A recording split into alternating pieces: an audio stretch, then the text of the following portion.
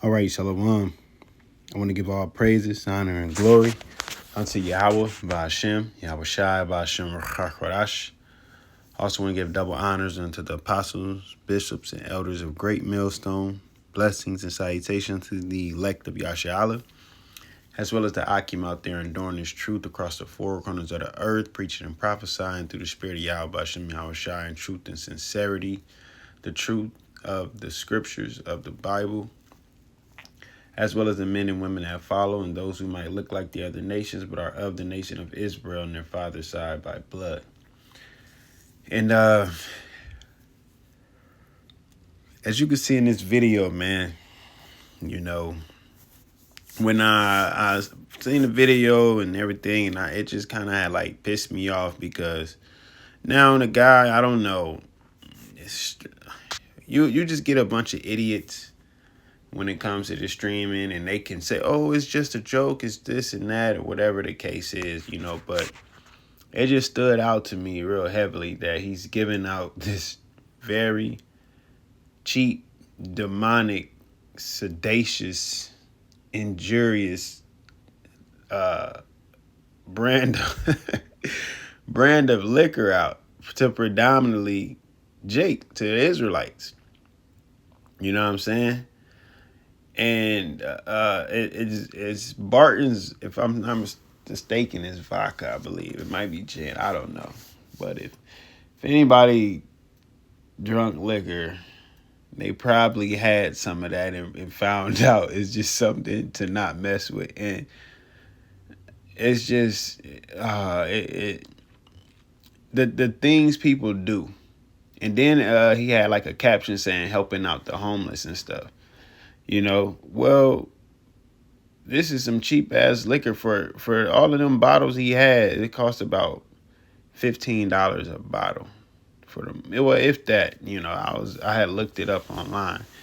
That's probably including shipping. It's probably cheaper than that, which it goes to show you that ain't no good liquor to be fucking drinking. If you can spend $10 to $15 on a fifth, you know, it's bound to hurt you. It's bound to put you down, man. And I don't mean to joke, you know, or laugh about it, but it's the shit that people do to get notoriety, to get views, to get clicks, man, in this society. All right. On the guise of destruction to our people. Nah, I don't know what happened after. I'm like, well, maybe he actually got water in these bottles or so. I don't know. But regardless, the image that is portraying, you know, that is a problem. All right. Because it actually happened unto the natives. It happened now. That's like we speak about with the liquor stores and all of that being set up in Jake neighborhoods, like all over our neighborhoods. You know, you honestly, if I go down my street, like I mean literally like 2 blocks, there's a liquor store. And if I go 2 blocks from there, there's another liquor store. And then if I go about 5 blocks down, about 10 blocks over, there's another liquor store. And then from that liquor store, about 2 blocks, there's another. Like, this is what I'm saying. All within a 2-mile radius, maybe. You got about 4 liquor stores. But you won't see that out where Esau resides out. You'll see health stores, you know. You'll see stores that increase their health and their well-being, man. All right. So this is Habakkuk chapter 2, verse 15. It says, woe unto him that giveth his neighbor drink, that puttest thy bottle to him, and makest him drunken also, that thou mayest look on their nakedness, to see them uncovered, to see them in shame. And that's what's happened to our people, you know, especially when it comes to the natives, man. All right. Now I was going to read this whole thing. Well, it's not a lot. It's not a lot. I'll read it. So I asked her. I said, oh, that's the other one I asked. I said, How was alcohol involved in the Native Americans? This is an important and complex topic. This is GPT. Uh, this is an important and complex topic, and I'll give you a clear, factual breakdown. Alcohol became involved with Native Americans largely through European colonization. Here's how. Introduction by Europeans. Before Europeans' contact, most Native Americans tribes did not produce or consume distilled alcohol. Some had low alcohol fermented drinks like cactus wine or corn-based beverages, but nothing comparable in strength to European liquors. European traders, colonists, explorers brought distilled liquors, rum, whiskey, or brandy, which were far stronger than anything Native communities had encountered. It tells you right here that they traded amongst the Native Americans with it. I'll read it. Alcohol quickly became a trade item between European and Native tribes. It was exchanged for furs, land access, or cooperation in negotiations. And we already understand how they did the land grabs and the $5 Indians, and it's this devil is very cunning, man. All right. Says, unfortunately, colonists often use alcohol deliberately to manipulate Native leaders in treaties or trade deals. Health and social impact. Because Native Americans had no long history of alcohol use, they had less cultural or biological adaptation to it. This made alcoholism a severe problem once liquor became widespread. Alcohol abuse contributed to family breakdowns, violence, health problems, and community instability, right? That's why Gad's all fucked up today, man. Okay? Because they brought in these stronger liquors and got them hooked on it through trade and land access and manipulation and colonization, Because he the damn devil, man. All right? It says the visible struggle with alcohol fed into racist stereotypes of Native Americans as prone to drunkenness, which was both inaccurate and harmful. In response, some tribes and leaders called for alcohol bans within their communities as early as the 18th century. And that's what it is. That's what Esau do, man. He'll delete somebody, put the weapon in your hand and say, you're a deleter, if you get my drift. That's what he does. All right. It says modern day alcohol abuse remains a significant health issue in some Native communities, tied not only to alcohol itself, but to historical trauma, poverty, displacement, and cultural loss. Many Native-led programs today focus on recovery, cultural revitalization, and sobriety movements, reclaiming strength through traditional practices. So to put it simply, alcohol was introduced by Europeans, used as a tool of trade and manipulation, and had devastating long-term effects on Native American societies, compounded by colonization and systemic oppression. And it's effective until this day, man. And yeah, we curses, we under that. That is a part of what we did unto our Heavenly Father. But Esau, this is what he does. He's doing it now. He's doing it now. He's painting a picture that Jake can't be trusted, that Jake is violent, Jake is harmful. Okay, Jake needs to be put in check, man.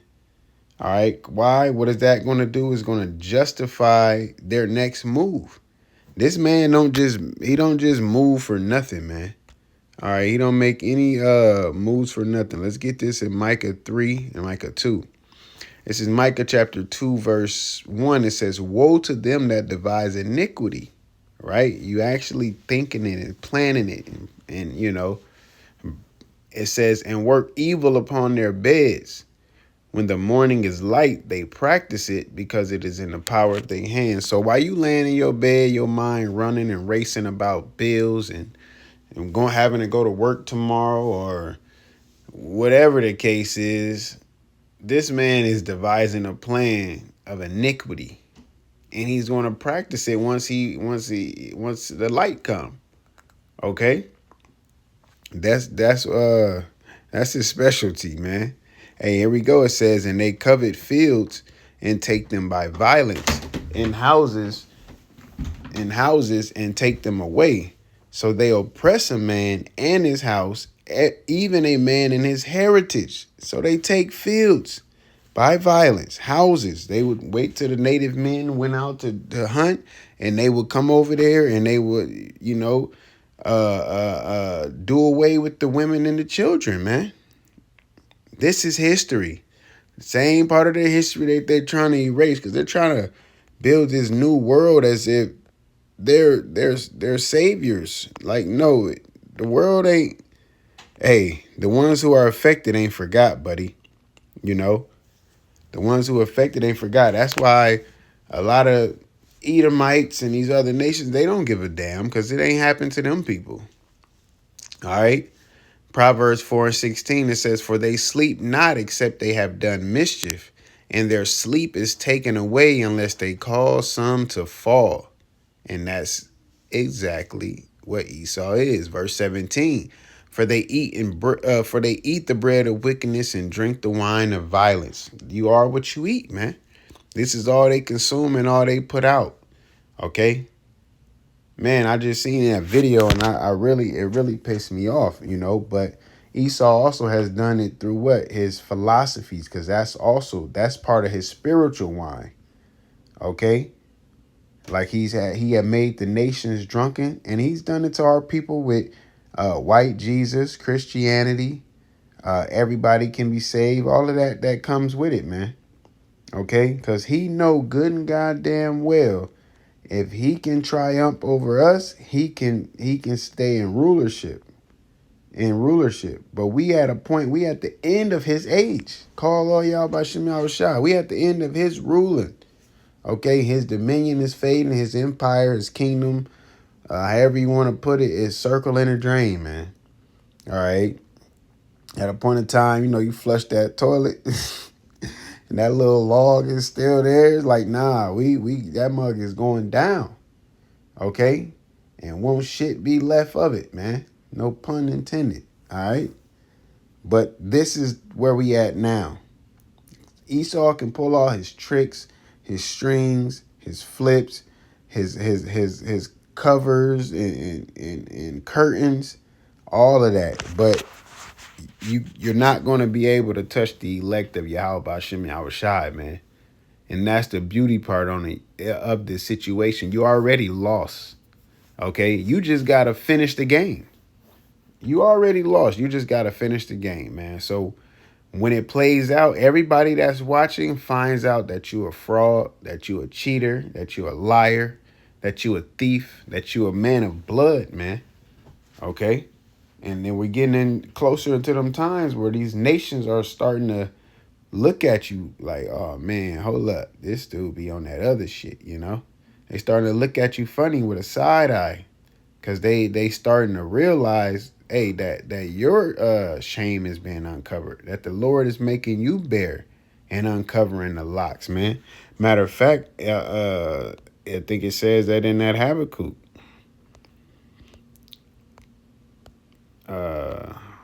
What's that Habakkuk? Yeah, Habakkuk 2:15, I think.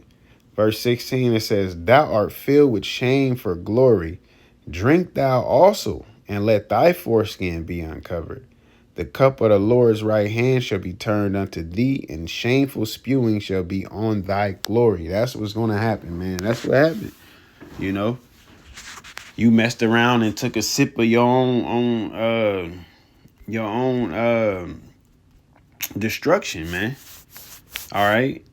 This ain't that bad. Then you realize how you got the world to drink a full cup. Now it's your turn to drink that cup, man. Judgment is coming on your head. You've been uncovered. You've been found in shame. You've been made naked. All right? Through the spirit of YAHAWASHI. So have fun for the rest of your time, because the Lord is on his way. He's knocking at the door, and if you don't open it, it's okay, because he don't mind kicking it down.